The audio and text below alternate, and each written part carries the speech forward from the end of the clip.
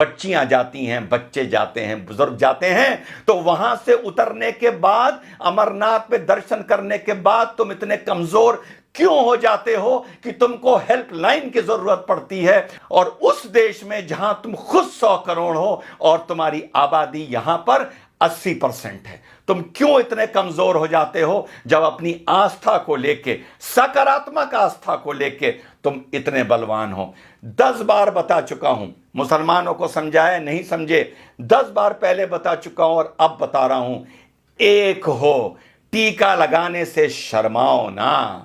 सरदार 7 metre की पगड़ी पहनता है, उसको प्रॉब्लम नहीं होती, उसे गर्मी नहीं लगती। आपने अपनी धोती छोड़ दी, आपने भारतीय संस्कृति का प्रतीक, आपने अपनी धोती छोड़ दी। क्यों छोड़ दी? बुरे लगेंगे क्या? सरदार तो पगड़ी में बुरा नहीं लगता, कॉन्फिडेंस में रहता है। मुसलमान तो ऊंचे पजामे में बुरा नहीं लगता, कॉन्फिडेंस में रहता है। लेकिन आपने अपनी संस्कृति छोड़ी, आपने अपनी धोती छोड़ी। रोज नहीं पहन सकते, महीने में एक बार पहन लो। ऑफिस जाओ धोती पहन के, तिलक लगा के, मॉल जाओ, शॉपिंग जाओ, शादी ब्याह पार्टी में जाओ, थिएटर में पिक्चर देखने जाओ, धोती पहन के जाओ और तिलक लगा के जाओ। अगर मैं हिंदू होता, रोज तिलक लगाता। यूं बात अलग है कि तिलक मुझ पर बहुत अच्छा लगता है, लेकिन जब मौका लगता है तब लगवाता हूं, और उसे तब तक नहीं मिटाता जब तक वो रूटीन में धुल ना जाए, क्योंकि मुझे तिलक लगा के गर्व महसूस होता है as an Indian, as a भारतीय। यार, आप तो हिंदू हो, सनातन धर्म को मानने वाले हो, आपके तो धर्म से ये भी चीज जुड़ी हुई है। हम तो चलो संस्कृति के नाम पर कभी कभी लगा लेते हैं। तुमको क्यों शर्म आती है? इस शर्म से हिंदू नौजवानों बाहर आओ। आपकी हिंदू महिलाएं मंगलसूत्र पहनती हैं, सर पर सिंदूर लगाती हैं, माथे पर बिंदी लगाती हैं। आप क्या करते हैं? ये अपनी निशानी बताने के लिए कि ये हम भारतीय हैं और भारतीय हमारी संस्कृति है। आपने सोचा दाढ़ी रख के इतनी बड़ी सरदार भाई बहुत हैंडसम होते हैं अंदर से, लेकिन वो कहते हैं हमें कोई नहीं मतलब, पगड़ बांधेंगे, दाढ़ी रखेंगे, हमें अपने फीचर्स नहीं दिखाने किसी को, और तब भी कितने खूबसूरत लगते हैं। मूंछ कटा के मुसलमान कोई खूबसूरत नहीं लगता, ऊंचा पजामा पहन के कोई मुसलमान खूबसूरत नहीं लगता। आपको लेकिन यह लगता है कि धोती पहनकर आप बैकवर्ड लगेंगे, आपको यह लगता है कि सर पर तिलक लगाकर आप बैकवर्ड लगेंगे, आपको यह लगता है कि चोटी रखकर आप पंडे या बैकवर्ड लगेंगे। इसको अपने वे ऑफ लाइफ में लाइए।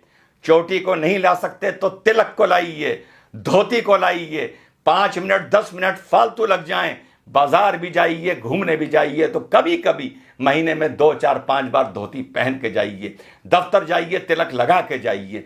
कॉलेज स्कूल जाइए, जॉब पर जाइए, तिलक लगा के जाइए। यही सकारात्मक संस्कृतिवाद है, यही आप लोगों को यूनाइट करेगा।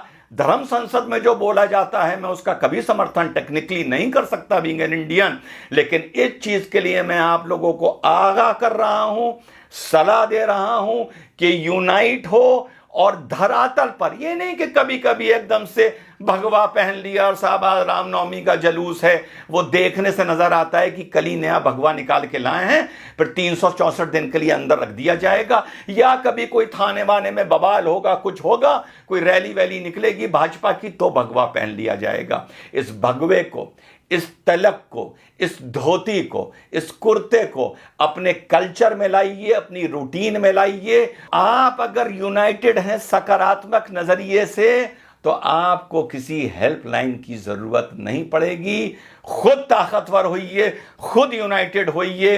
तो संदेश मेरा यही है मेरे सनातन धर्म के मानने वाले साथियों, ज्यादा मैं नहीं बोल सकता, बतौर मुसलमान बोलूंगा तो तुम ही में से 10 खड़े हो जाएंगे ये कहने के लिए कि मुसलमान में ज्यादा ज्ञान आ गया है, ये ज्यादा हमें ज्ञान दे रहा है, और 10 खड़े हो जाएंगे ये बोलने वाले कि ये भड़का रहा है, और बाकी शायद चुप हो जाएंगे और मुट्ठी भर मेरी बात समझेंगे। और यही आप लोगों का आगे जाके 50-100 साल बाद पछतावे का सबब बनेगा। तो आप लोगों को मेरा यही संदेश है, सकारात्मक तरीके से यूनाइट करिए, सकारात्मक तरीके से अपनी संस्कृति को पुनः जीवित और पुनः पैदा करिए।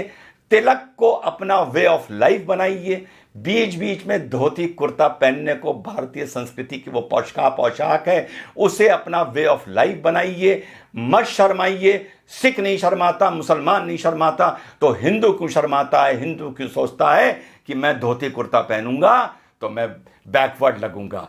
मैं धोती में बहुत अच्छा लगता हूं, मैं तिलक में बहुत अच्छा लगता हूं।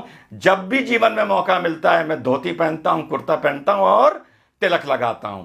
जैसा मैंने पहले बताया, अगर मैं सनातन धर्म का मानने वाला होता तो 365 दिन में से 365 दिन तिलक लगाता। ये आपको मैं ड्यूटी दे रहा हूं कि कल से अपने माथे पर जहां भी जाएं, काम से जाएं, कहीं जाएं, नौजवान जाए या बुजुर्ग जाए, माथे पे तिलक लगा के जाए। जय हिंद, वंदे मातरम, खुदा हाफिज।